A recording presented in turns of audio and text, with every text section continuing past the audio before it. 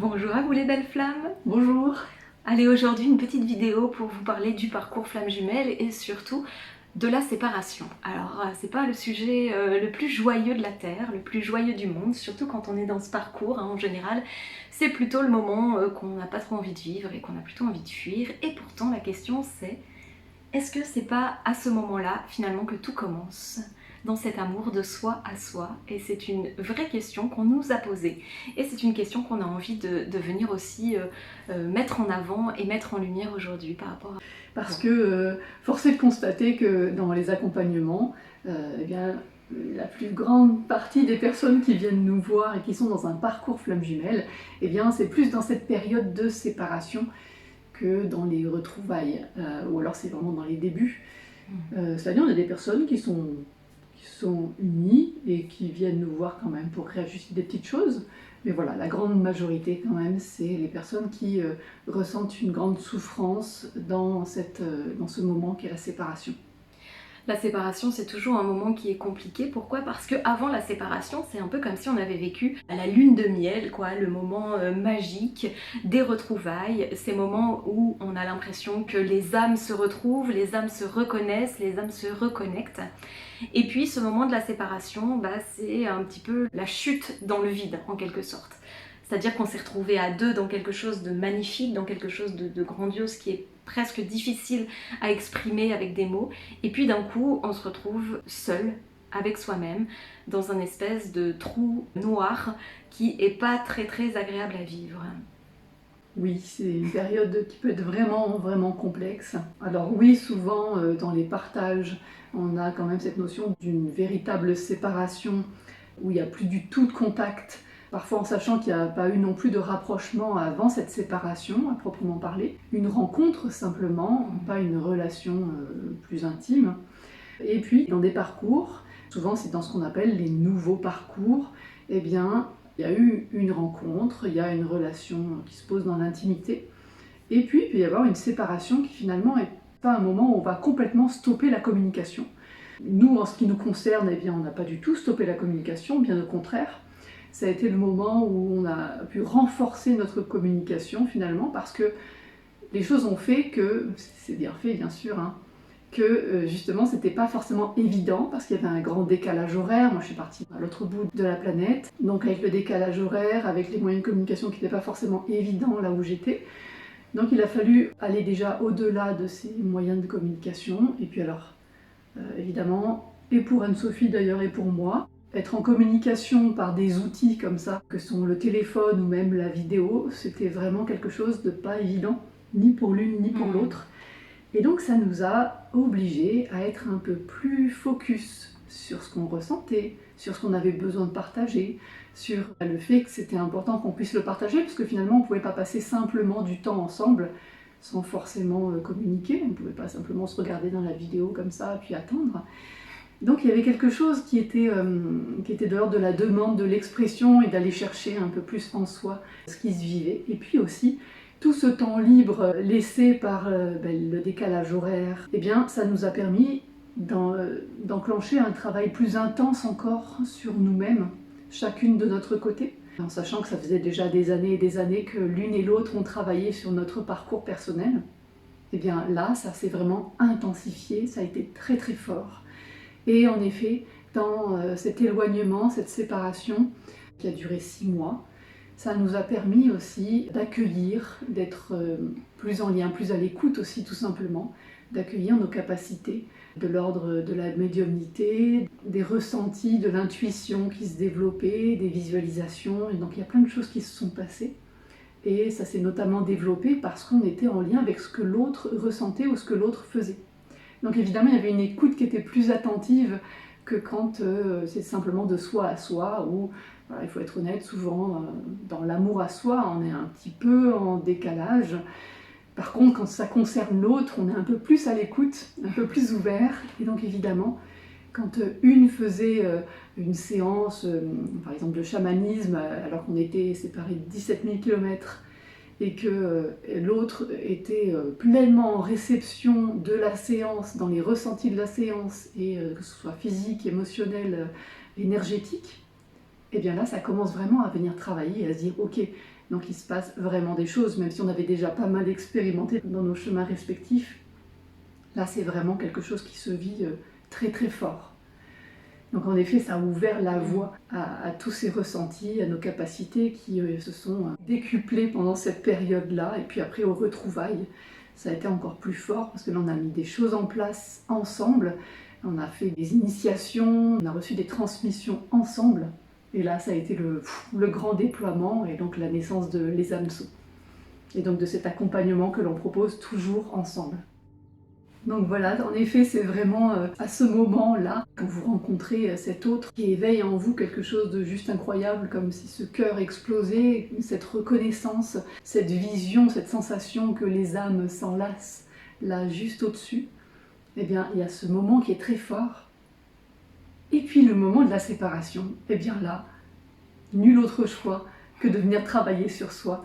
Et voilà, le cheminement des flammes jumelles, le parcours flammes jumelles, c'est ça, c'est vraiment comment je reviens à moi et je suis en capacité, même si je suis très en lien avec ce que ressent l'autre et même si j'ai envie de savoir ce que veut l'autre, ressent l'autre, où il est, ce qu'il fait, même s'il y a tout ça, c'est comment je reviens à moi.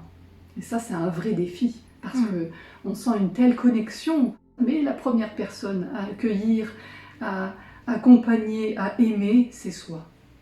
C'est pour ça que pendant cette période de séparation, eh bien plutôt que de voir ça comme quelque chose d'affreux finalement, quelque chose d'horrible, quelque chose de négatif finalement, ce serait plutôt de le voir comme un cadeau qui vous permet de non pas vous détacher de l'autre, mais plutôt de purifier le lien à l'autre en revenant vers vous, en purifiant vos liens à vous, en allant écouter eh bien, l'amour que vous vous portez, en prenant soin de vous, et c'est vraiment ce qui va permettre de purifier cette relation. Alors, en effet, c'est exactement ce qui s'est passé pour nous. Alors je sais que certaines personnes vont nous dire oui mais vous c'est pas tout à fait pareil parce que vous n'avez pas été complètement séparés, c'est-à-dire que votre couple ne s'est pas terminé, ou c'est pas tout à fait pareil parce que vous étiez toutes les deux dans un éveil de conscience et vous aviez déjà cette capacité à vous connecter ou quoi. En effet, chaque parcours est différent, mais ce qui est certain en fait c'est que peu importe qui est l'autre en face, c'est à un moment donné quel choix vous faites pour vous. Et dès lors que vous allez faire le choix dans ce temps de séparation de dire bah non mais moi lui ou elle, qu'est-ce qu'elle fait, qu'est-ce qu'il fait, mais là je suis connectée, mais là je sens que je suis connectée, mais oui mais j'ai besoin, mais j'ai... Voilà, de tourner un petit peu comme ça parce que c'est exactement ce que fait le mental pendant cette période-là. Il tourne en boucle comme ça, il essaye, il cherche, il s'accroche à quelque chose qui a retrouvé finalement le beau. Or, le beau, en fait, il se trouve à l'intérieur de vous. Et c'est là où c'est compliqué. En effet, c'est pas évident, c'est pas facile, mais c'est d'aller, pendant ce temps-là, tourner en fait le regard vers vous. Pendant tout le temps de cette relation, avant la séparation, en fait, c'est comme si vous étiez face à l'autre et vous envoyiez plein de choses à l'autre, de l'amour, de la beauté, de l'incroyable, de l'extraordinaire, de l'exceptionnel, etc. Et puis à un moment donné, quand l'autre n'est plus là, eh bien vous vous retrouvez un peu face au vide finalement. Et je vous propose de voir ça différemment, c'est comme si l'autre véritablement était un miroir. Et donc quand vous êtes en face de ce miroir-là, quand vous envoyez le magnifique, l'exceptionnel, l'amour, le beau, finalement, eh bien le miroir n'est pas une éponge qui va tout prendre, mais c'est plutôt un reflet qui va vous renvoyer tout ça. Donc quand il n'y a plus le miroir, eh bien vous avez quand même tout ça à l'intérieur de vous. Et vous avez quand même ce beau, cet exceptionnel. En fait, c'est simplement vous le portez à l'intérieur de vous, déjà. Et c'est pas l'autre qui est porteur de tout ça, en fait. Et de la même manière, pour l'autre, eh bien pareil, vous êtes un miroir. C'est quelque chose qui se reflète de cette manière-là. Mais quand il y a séparation, eh bien c'est important de regarder vers vous et puis de vous offrir ces espaces-temps de guérison, parce qu'on sait que le parcours flamme jumelle, ça vient activer des guérisons profondes. Pourquoi ? Parce que ça vient titiller des blessures très profondes. On ne va pas parler de l'abandon, du rejet et puis toutes les autres, mais en tout cas c'est ça que ça vient titiller. Et donc, pendant ce temps de séparation, eh bien finalement, c'est comme si d'un seul coup vous vous retrouviez face à tout ça, à tout ce panel de blessures, à tout ce qui est là à l'intérieur, à tout ce qui est compliqué à gérer. Et peut-être il y a un être de vous qui se dit mais sans l'autre, je vais rien pouvoir faire en fait. Sauf que cette séparation, à un moment donné, elle vous permet justement de réactiver vos ressources, de réactiver vos valeurs, de revenir en amour de vous et de vous rendre compte finalement que vous êtes un être inestimable et que vous êtes en capacité seul d'investir votre pleine présence sans besoin qu'il y ait l'autre qui soit là à un instant T. Ça ne veut pas dire que l'autre n'est pas important, je ne vais pas vous dire ça aujourd'hui.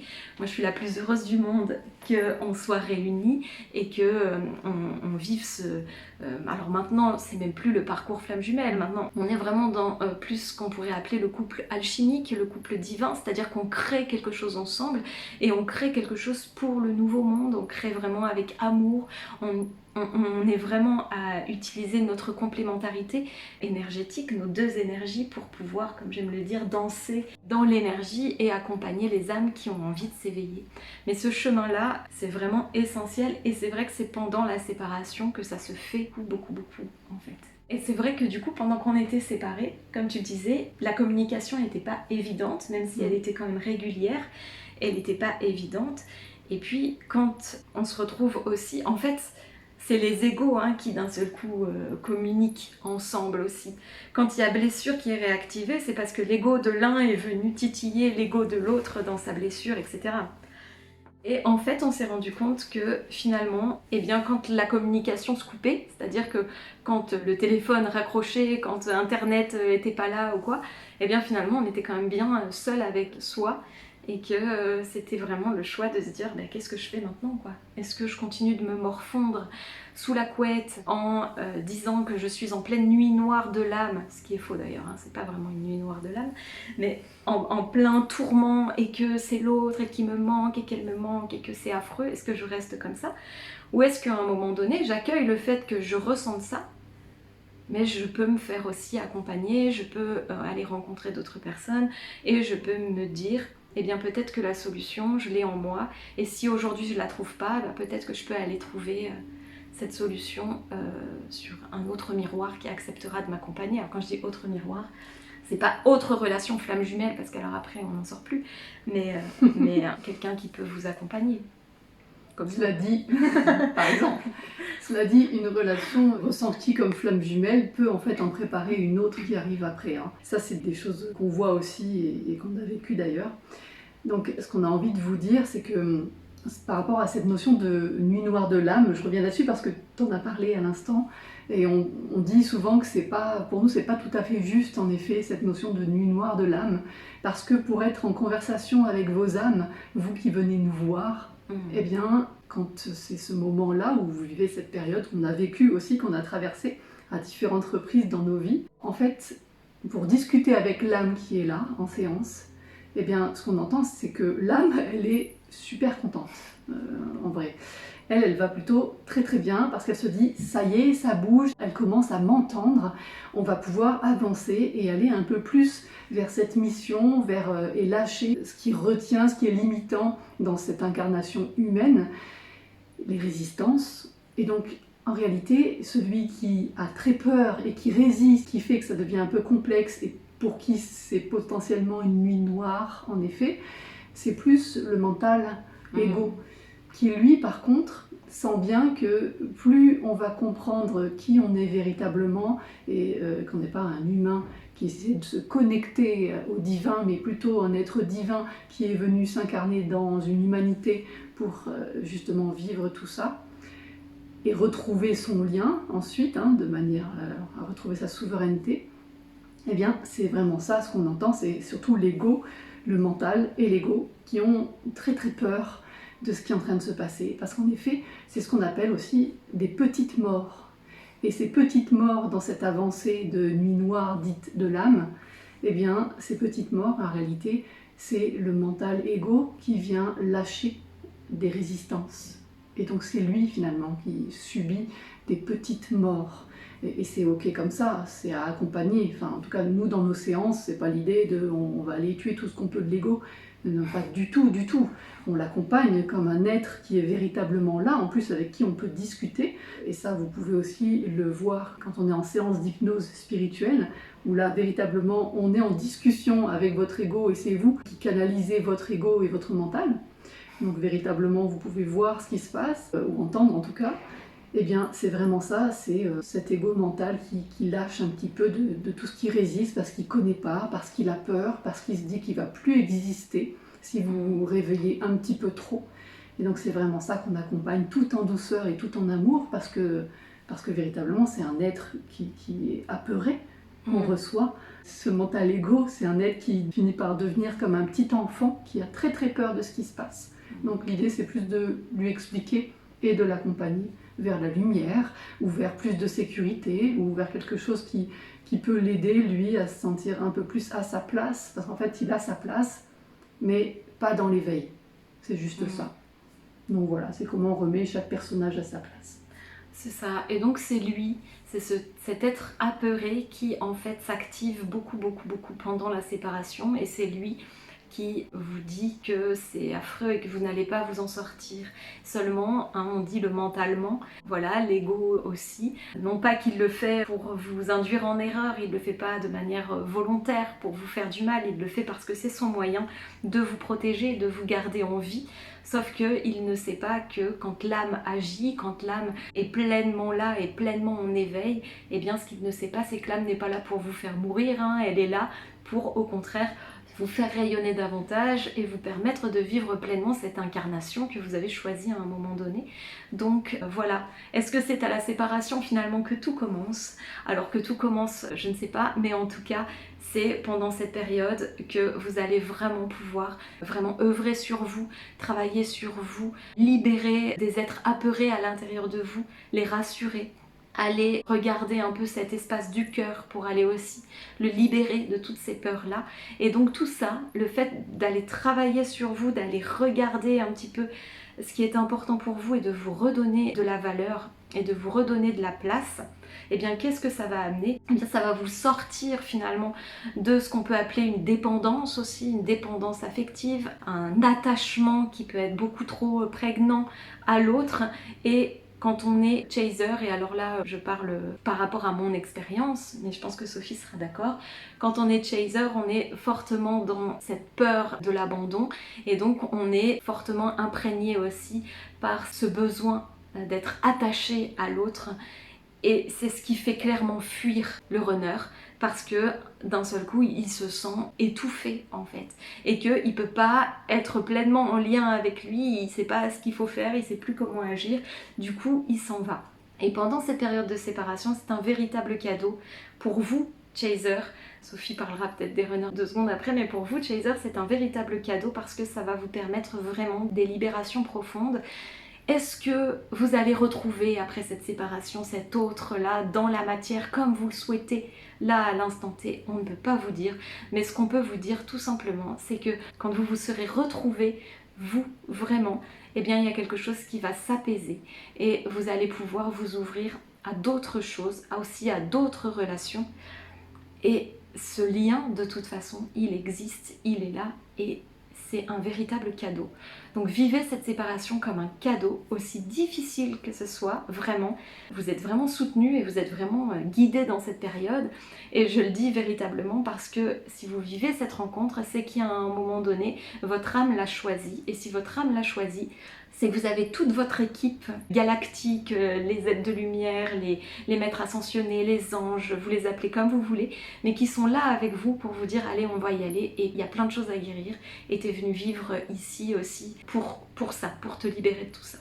Et pour les runners, ça peut être d'autres défis. Cela dit, il y a bien des moments où ça se rejoint quand même, ce qui se joue dans le parcours, même si c'est vécu ou ressenti de manière différente. J'ai envie de parler par rapport aux runners, de dire que je pense qu'il y a une honnêteté à aller chercher en soi.